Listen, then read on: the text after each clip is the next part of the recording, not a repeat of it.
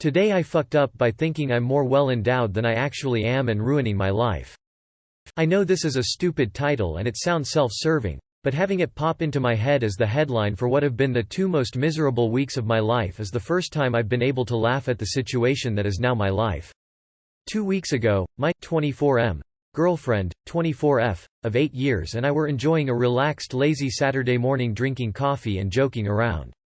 For the past several months, both of us had been so busy and hadn't really gotten a break or had a weekend, let alone a single day where there was no plans. But lo and behold, there were no plans on this Saturday and we were just basking in each other's company. I know I'm just perpetuating the sex theme today. I fucked up posts by sharing this, but please bear with me. To first put things into context, probably over the last year or so, I'd been noticing a steep decline in her sex drive and truly was feeling the imbalance between us.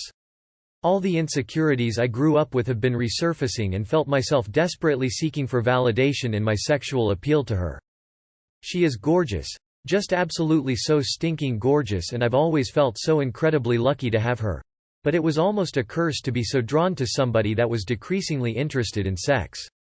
You probably did the math and noticed that we were both 16 when we started dating. We were high school sweethearts, and believe it or not, we were each other's first and only partners, sexually and otherwise. Anyways, back to 2 weeks ago. Trying to draw attention to myself being draped by nothing but a towel and doing my hardest to set up a scenario where she might initiate something with me. I found a way to brag about me having an 8 inches dick.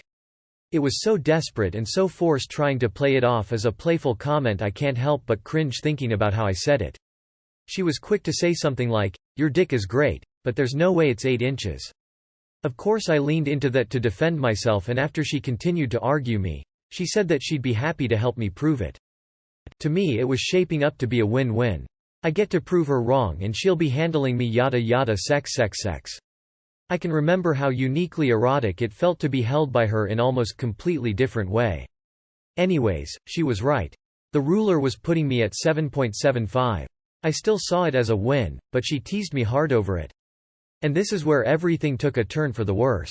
I said something like, "What kind of penis expert are you if you can tell the difference between a 7.75 and an 8 inches dick?" Of course it was a playful and meaningless rhetorical question.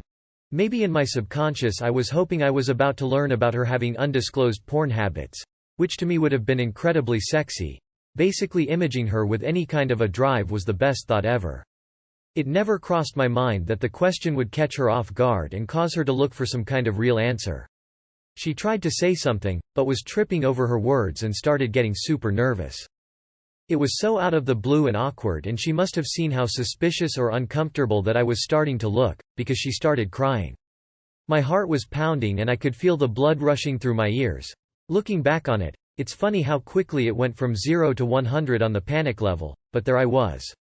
Anyways, you guessed it, she finally got it out and said that she couldn't hide it anymore, and admitted that she was cheating on me with a guy from her gym. That alone felt like a bullet through my heart. But then I come to learn that that guy was the dad of a close friend of mine growing up. The guy that scarred me as a child by yelling at me when I spilled orange juice on his carpet. And now he was fucking the love of my life. The girl who I had bought an engagement ring for 2 months ago. I know how funny of a situation it is on paper, but I can't see it as anything other than the most nauseating mental image. So here I am today scrolling through pictures of me and my now first ex, crying and experiencing heartbreak on a whole new level. The lump in my throat won't go away and my heart feels like a brick. All because I joked about my dick. TLR. Somehow broke my soon-to-be fiancée's conscience by asking her how she knew I wasn't 8, and discovered that she was cheating on me. Most believable story on Reddit. That sucks, man. I'm really sorry to hear it. Good it came out though before you got in even deeper with her. Go enjoy single life, there's a lot to be said for it. The internet. The land where everyone has a massive dick. Very cool and not true. I also measure from the butt crack. Today I fucked up by ignoring my vegan host. Edit.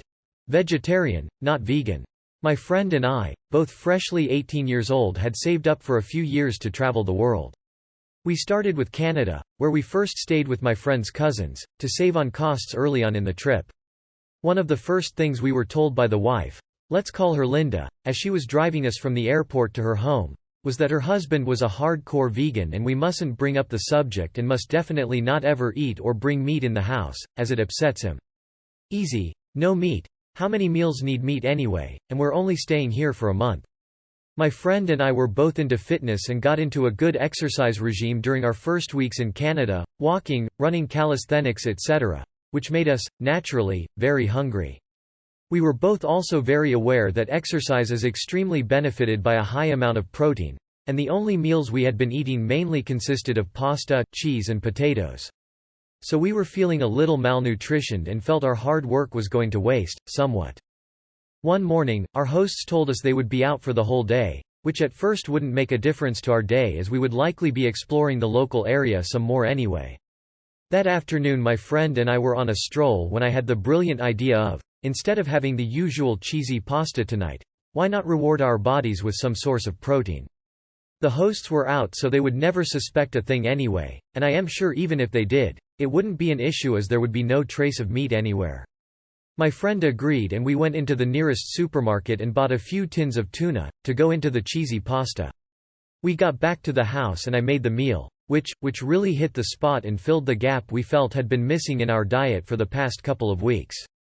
We washed up and went to chill around the house.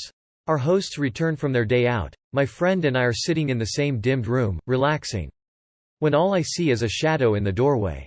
"Have you been consuming dead animal in my home?" a stern voice said. How could he know? In made sure to clean everything meticulously. I panicked and my first instinct was to lie. No, I say calmly, starting to notice my heartbeat thumping in my ears. Then why does my home smell like corpses? I broke and said I added some tuna to our meal. He shook his head and stormed upstairs. I'd like to remind you at this point that we were two young, well-meaning lads trying to make a good impression on the world, who had undervalued some earlier advice, and this confrontation hit us harder than it would have now. My friend and I looked at each other shocked, not knowing what to do now. The husband wasn't the most approachable man at the best of times, less so when we've just broken his number one house rule. After about an hour of contemplating we went upstairs and nervously knocked on his bedroom door. My friend explained the situation for us, which at the time I thought was fair, as it's his family, despite him not knowing them that well, but now I know it should have been me, as it was my idea. The husband stayed pretty quiet, but his wife was also in the room, comforting him. We went to bed that night not knowing if we were to leave the next morning despite having not booked anywhere to stay for another 2 weeks. The next morning my friend and I were greeting with a piece of A4 paper that had been slid under our bedroom door. Confused, we went over to pick it up. It was a full-page letter from our host, in detail explaining the rules of staying at people's houses, how you should act and that your presence should be a gift in return for staying there, and that you should always, whether you agree with them or not, follow the rules of that household. At first we were relieved to see there was no mention of us having to leave. And of course, these are all wise words and I did eventually take them on, despite feeling somewhat rebellious at the time, towards such an authority other than my parents. We continued our travels for 8 months and came back to our home country of Scotland, more mature for it. The end. Too long did not read. My friend and I ate meat at our vegan host's house while traveling and were confronted and nearly kicked out. Hardcore vegans wouldn't be eating cheese. Cheese is made from milk of animals and avoiding animal products is like, vegans' whole game. If you wanted to have a meal with meat, why didn't you just go to a restaurant? We all screw up sometimes. The important thing is that you learned from it. Glad you were able to stay. If you go again just make sure to eat out, that way you can get the protein your body needs. Canada doesn't have beans or vegetables. Today I fucked up by not disposing of used condoms earlier. I slept over at my girlfriend's and we use protection. For privacy reasons, I don't throw away used condoms and their wrappers at her place, because we're as secretive as can be about our intimacy. Not necessarily because we'd be reprimanded by parents, but we'd rather spare the embarrassment. Sometimes I have untraceable means of disposing said items, such as her fireplace during cold seasons, and sometimes I just have to take them with me and dump it in bins outside. She lives not too far off in the countryside, and I'm in a nearby town. There are literally no bins where she lives, so I just tie the condoms in a knot, put them in my bag, take a bus and go home. Sometimes I pass these garbage bins and forget to discharge my contraband. This was one of those times. A black SUV pulls to the side, Two cops hop out and ask me about a missing, stolen smartphone they've been tracking. They must have been doing this for a while that morning. They ask to search my belongings for it, they go over my pockets, find nothing, and only my school bags left out. That's where I had about 4 knotted up, nasty, mostly dried up, genital residue covered, filled and used condoms, all 4 in a smaller compartment of my rucksack. All accompanied by their beautiful wrappers, and a small quantity of lube that the condoms were initially coated with inside. Sorry. Now you can see why this is a fuck up. The cops were slightly on edge, though polite. And despite the sort of unethical approach, denying them access to my stuff would only arouse suspicion. The "I know my rights" card doesn't really work where I live. I knew they wouldn't find anything, so I hesitantly, you know why hesitantly, let the guy do his job. His hand rummages through the bigger compartment, then the middle one, then the smallest. I see his hand squeeze what I believe to be my condoms. Why would he do that? ADHD? Stress ball muscle memory? Anyway, he fucked up as much as I did. He tried to hide it, but I felt him cringing inside. I'm on a lookout for a Reddit post from his perspective. He then tried cracking a joke in which he tried to face the facts, but it didn't diffuse the situation. I was stone-faced the entire time, we shared similar feelings. He lets his partner know I'm clean, then they book it. Maybe he'll look first before snooping through anyone else's shit. And maybe I'll throw my shit away before I scar anyone else's conscience. Too long did not read.